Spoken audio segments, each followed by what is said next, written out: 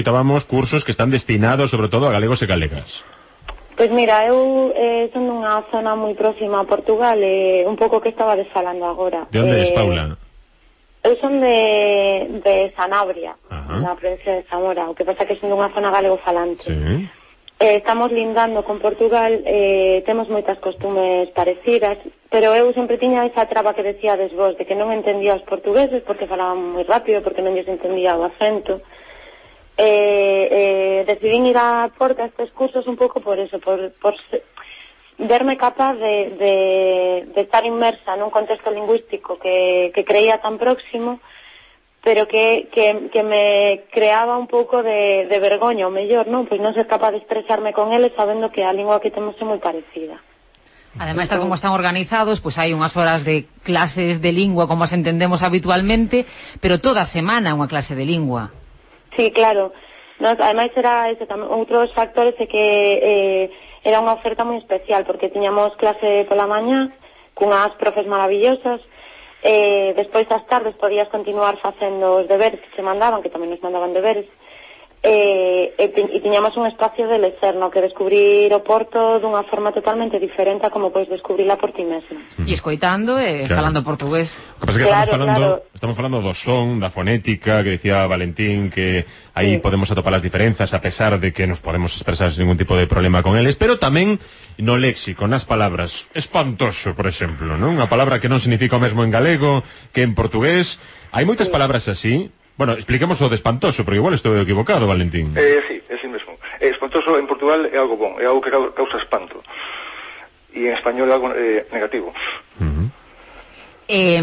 Igual que podemos ter pola contaminación entre as dúas linguas a confusión con esa palabra, hai algunha outra así tamén para esta primeira clase de portugués express para galegos que imos dar a través do Galicia por diante da Radio Galega?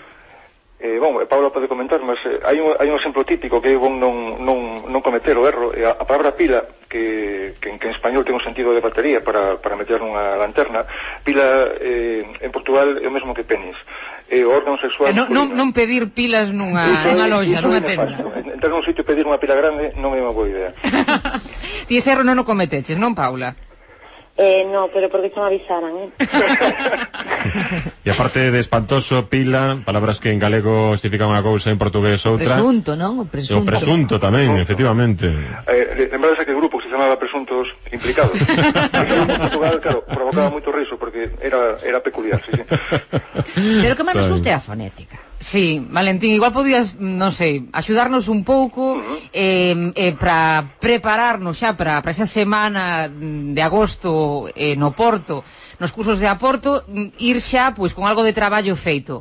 Que podemos facer así en 2 ou 3 minutos aquí a través da radio. Belén, vamos a poñer a frase: chámome Belén e sou xornalista na Galiza. Ai, que difícil. Esa sería a pronuncia, digamos, galega. Eso fácil, non? Chámome Belén e sou xornalista na Galiza. Entón, vamos comenzar polo xa. En Portugal o son xa non existe, é como en Andalucía, muxo, pois aquí xa, sería xámome, xa, ok? Xámome, non? Aí chegamos. Pero eu non sou xe. Ok, entón, aí está, é o mesmo. Eu non sou xe, non? É como caixa, é o mesmo fonema. Xámome. Despois temos o de xámome. O en Portugal, cando é átono, cando non ten forza, sempre se pronuncia como u. Por tanto, temos xamu. Xámome. Dúas mudanzas. Vamos ver como son 5 ou 6 cousas, mas se as aplicamos sempre sai todo perfecto, ok? Mais, despois temos o e. Ese é átono, e o e átono en Portugal é moi débil, case non se pronuncia. Por exemplo, unha palabra como pequeno en Portugal é pequeno. Belén, tenta. Entón, xámome. Muito ben, Belén, muito ben. Ok, xámome, muito ben. Magnífico. Agora vamos co teu nome. O E primeiro é átono, por tanto, quase non se pronuncia. Lembra, ok? O E primeiro é átono. E despois, ese E M vai ter que sair polo nariz. E vas ter que pronunciar un A e un I que saian polo nariz. Ui, todo eso xunto, non sei. Kiko es quen deso. Kiko máis fácil, toma, tranquilo. Kiko Iches Belén era máis complicado, claro. Vamos lá, sería B-line. Belén. Polo nariz. Ui. Ok? Belén. Muito ben. É máis difícil do que parece. Sí. Todo isto hai que practicalo. Pronuncia todo seguido. Xámome Belén. Xámome Belén. Muito ben, cara. Magnífico. Ok. Despois, o E seguinte, ese E pronunciase como I, eu e tú, ok? Ah, non, é o verbo, entón é un E aberto. Chámome Belén é, eso igual que na Galiza, igual. Despois temos a seguinte palabra, que é sou. Ese S é o S de Cangas. Non é o S que temos en Santiago, o S que temos en Lugo. Sou. Ok? É como unha serpente. Dalle, Belén. Ok. Mais. Depois temos a palabra xornalista. Ok. O xota do inicio non é como pronunciamos aquí. Sería jornalista. A ver, Kiko. Jornalista. É como en inglés, é general. Ok? Jornalista.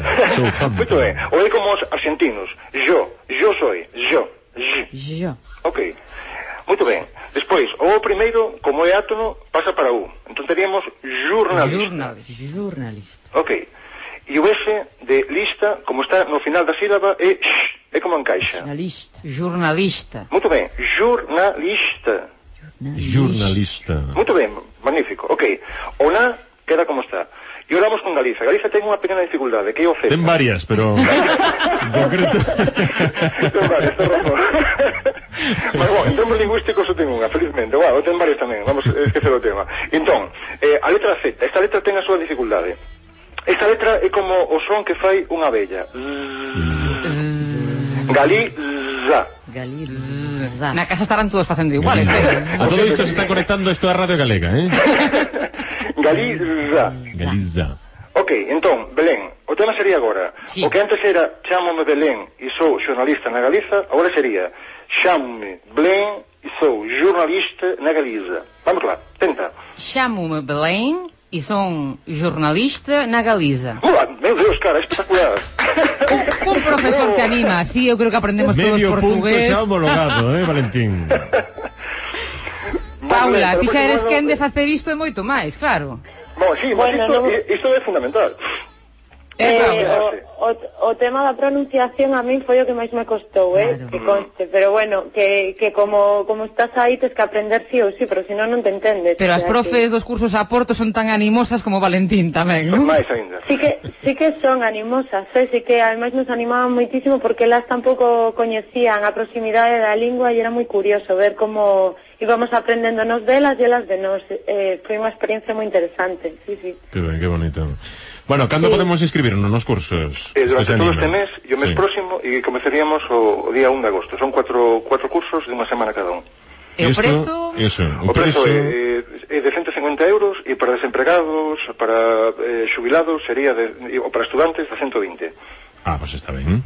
Sí, penso que está ben, é razoável. E de mañá son aulas e de tarde son actividades culturais guiadas, o cual permite que a xente practique na tarde o que aprendeu de mañá, porque ao final as aulas metidos nunha sala de aulas é un pouco mentira, é un laboratorio. Hai que sair fora e hai que pôr en práctica o que se aprendeu. Un pouco de viña do Porto axuda sempre, non? O alcohol é fundamental para sin dúbida, é certo iso. Valentín, moitísimas grazas. Obrigado, un placer falar contigo. Un placer, ata logo. Paula Lubía, un bico enorme. Vale, moitas gracias. A ver, Belén. E sou jornalista na Galiza.